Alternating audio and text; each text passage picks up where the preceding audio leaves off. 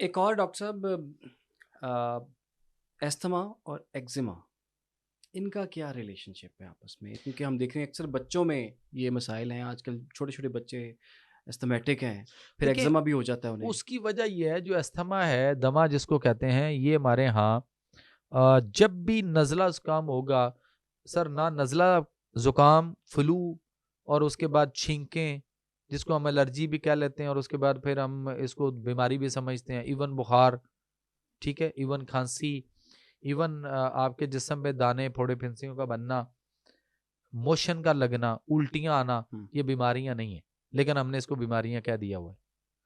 नज़ला ज़ुकाम, फ्लू उस वक़्त होगा जब आपके ब्रेन में नर्वस यहाँ पे आपके जब हम बलगमी रतूबात वाली चीज़ें ज़्यादा खा लेंगे, ठंडी चीज़ें या बादी चीज़ें ज़्यादा खाएँगे, बलगम बनेगी, दिमाग की तरफ आएगी और उसके बाद ये अल्लाह ताला ने इस टैंकी का यहाँ पे स्पेलवे और मुख्तलिफ चीज़ें दी हैं, ये ड्रेन आउट है। नाक, आँख के करीब टीयर साइनसेज़, मैग्ज़िला साइनसेज़, मुख्तलिफ साइनसेज़ हैं, वो खुलते हैं जी। और पानी वहाँ से ड्रेन आउट होता हुँ, है।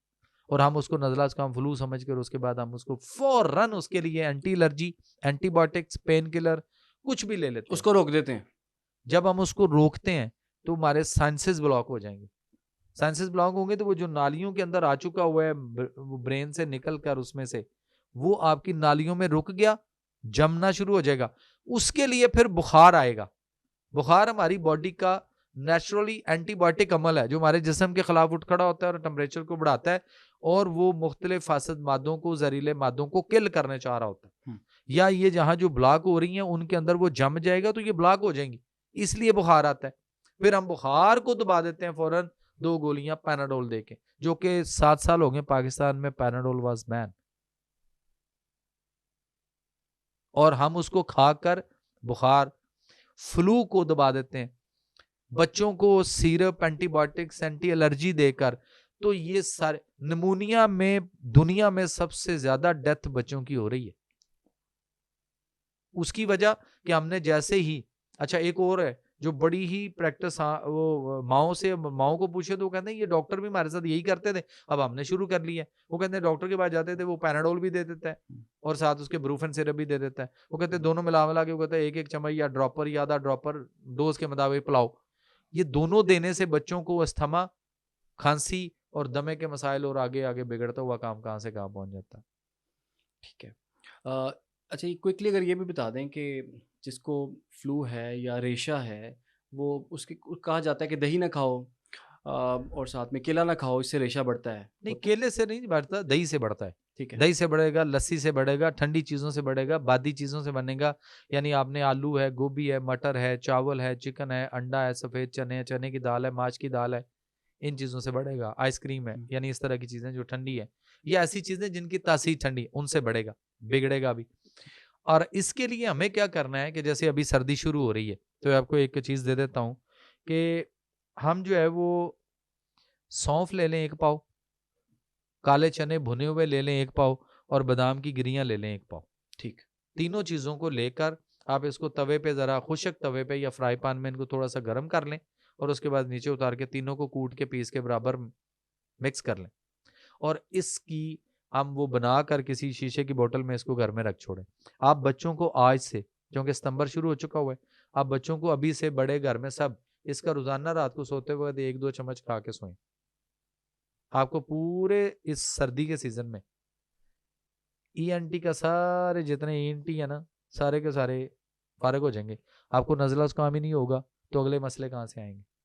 ठीक। ना आपको दवाई की ज़रूरत पड़ेगी, ना कुछ भी नहीं। और फिर भी अगर ज़ुकाम या कुछ चीज़ें आ जाएँ या छींकें आएँ, तो हमारी बॉडी के अंदर असाबी जो तबीयत है या जो मिज़ाज है असाबी, वो बढ़ जाता है। बल्कि मेरी रतूबात बढ़ गई, असाबी रतूबात बढ़ गई, तो उसका हल बेहतरीन है कि लौंग दालचीनी का कहवा बना के पिएँ, ठीक हो जाएँगे। ठीक। लौंग और दालचीनी का कहवा बनाएँ। 1-2 टहनियाँ पुदीने की पत्तों समेत बीच में डाल लें और अच्छा हुँ, हो जाएगा, तो उसके बाद आप ठीक है, पिएँ ये और दालचीनी गरम नहीं सुकून। होती ज़रा? गरम बुज़ुर्गों तर के होती लिए? गरम तर होती है, गरम खुश्क नहीं होती। ओके, ठीक हो गया। ये यही दालचीनी जो है ना, इसमें दुनिया में सबसे ज़्यादा अद्वियाती ख़वास पाए जाते हैं।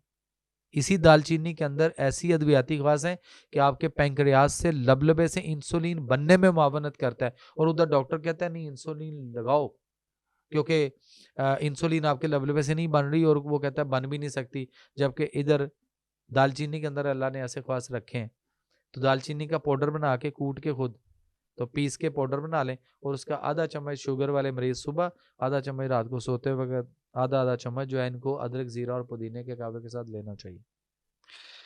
बीपी, जिसने दवाई एक दफ़ा खा ली, हाँ, बहुत बड़ी फ्रॉडबाजी। ठीक है। अच्छा, आपने मेरा सवाल ही पूरा नहीं होने दिया। बहुत बड़ी फ्रॉडबाजी।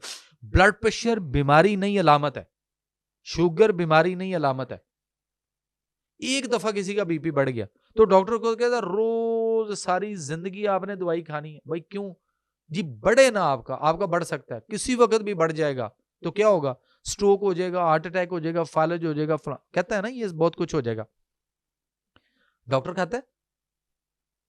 डॉक्टर खाता है? आप बताएं, आप खाते हैं? नहीं, कोई भी नहीं खाता। आप डॉक्टर से पूछें, जो लिख के देता है वो खाता है। अच्छा, वो नहीं खाता? क्यों? वो उसको पूछें, आप खाते उसको हो? अपनी जिंदगी से नहीं, प्यार नहीं है? नहीं, उसे पूछें आप खाते हो, वो कहता नहीं, मैं क्यों खाऊं?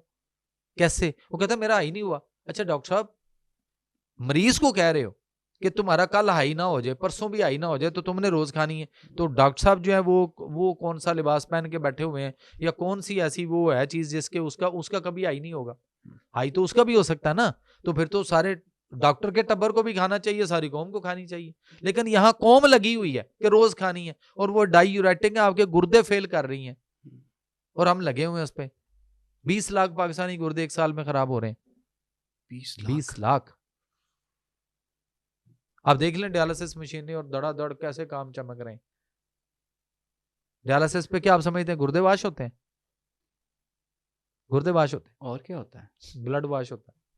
फ्रॉडबाजी। सब तो कहते हैं गुर्दे वॉश कराने के लिए। तो मुझे कोई साबित कर दे कि किसी के मशीन के ऊपर गुर्दे, कभी भी दुनिया में 1.5 करोड़ लोगों के किडनी डायलिसिस होता है पूरी दुनिया में, 1.5 करोड़ लोगों का, किसी एक के भी गुर्दे वाश हुए हों तो मैं सारी जिंदगी नौकर जनाब, गुलाम, खादम। खून साफ होता है? खून साफ होता है। ह्यूमोडायलिसिस यानी खून को साफ किया जाता है उस मशीन पे। गुर्दों का तो कुछ नहीं होता। आप तो गुर्दे और खराब कर रहे हैं, दाव पे लगा रहे हैं। और पाकिस्तान में वो कहा जाता है कि जिसके डायलिसिस हो रहे होते हैं, एक पेशेंट दूसरे पेशेंट के मरने की दुआ कर रहा होता है ताकि मेरी बारी जल्दी आ जाए। तो ये नेचर और फितरत की तरफ क्यों नहीं आते? कुदरत ने भी तो डायलिसिस का तरीका दिया। गुर्दे वाश करने का कुदरती तरीका दे दूं? कुदरती तरीका दे दूं? जरूर। मट्टी का एक घड़ा लें, कोई भी साइज हो, उसके अंदर आप अंगूर के पत्ते ले लें, उनको धो के वजन कर लें पहले, उसके बाद उनको धो के 1 पाव अंगूर के पत्ते, एक घड़ा पानी का, फिल्टर वाला या बॉयल वाटर, वो उसमें डाल लें। 1 पाव अंगूर के पत्ते डाल लें, 10 ग्राम उसमें कलमी शोरा डाल लें, 10 ग्राम जौंखार। ये 2 चीजें जो पंसारी से मिलेंगी, पंसार जो जड़ी बूटियां बेचता है उससे मिलेंगी। 10 ग्राम कलमी शोरा, 10 ग्राम जौंखार, 1 पाव अंगूर के पत्ते उसमें डाल के मिक्स करके उसको 6 घंटे पड़ा रहने दें। 6 घंटे के बाद उसी घड़े में से पानी मरीज को पिलाना है। जब पिलाना है, सादा पानी मरीज का बंद कर दें, बिल्कुल नहीं देना, और घड़े वाला पानी उसको दें। और जितना पानी घड़े में से पीने के लिए निकालें, उतना उबला हुआ या फिल्टर वाला सादा पानी उसके अंदर और डालते रहें साथ साथ। 2, 3, 4 दिन या 4, 5 दिन या 7 दिन या 8 दिन या 15 दिन, 10 दिन, ये डिपेंड करेगा मौसम के मुताबिक। जब घड़े में बैड स्मेल पैदा हो जाए तो वो पानी गिरा के जाया कर दें, घड़ा अच्छी तरह धो लें, नए सिरे से यही सारी चीजें बना के दोबारा से पानी बना लें। ये पानी मरीज को सिर्फ पिलाएं, जब भी पिलाएं यही पानी घड़े वाला दें, इन 3 चीजों वाला। आपके गुर्दे वाश होंगे और मशीनों पे खून साफ हो रहा है, और आप उस पे एक मशीन के ऊपर मरीज इस वक्त कास्ट कर रहा है कम से कम 10 से 12 या 12 से 15 हजार रुपए एक वक्त 4 घंटे का दे रहा है कम से कम। और करवा क्या रहा है? खून साफ। मशीन खून खींचती है, साफ करके वापस भेज देती है। अच्छा जी, अब जरा ये सोचें कि हर आधे घंटे के बाद हमारी ब्लड सर्कुलेशन जो है वो पूरे जिस्म में घूम के हर आधे घंटे बाद गुर्दों में पहुंचती है। 28 से 32 मिनट का दौरानिया है, और हर 28 से 32 मिनट के बाद मेरे और आपके गुर्दों में खून जाता है, साफ होता है, जहरीले मादे पेशाब की तरफ, मसाने की तरफ, और बाकी खून साफ होके वापस आ जाता है, सारे टॉक्सिस उधर को निकल जाते हैं। और दुनिया में देख लें कि एक डायलिसिस का 12 से 15 हजार डॉक्टर या कहीं भी कॉस्ट आ रही है, और वो अल्लाह जो मुझे और आपको और इन सब को पिछले कई सालों से पूरी उम्र जितनी भी जिसकी इंसान की इस वक्त दुनिया में होगी हुई है, हर आधे घंटे बाद मेरा अल्लाह आपका सबका खून साफ कर रहा है।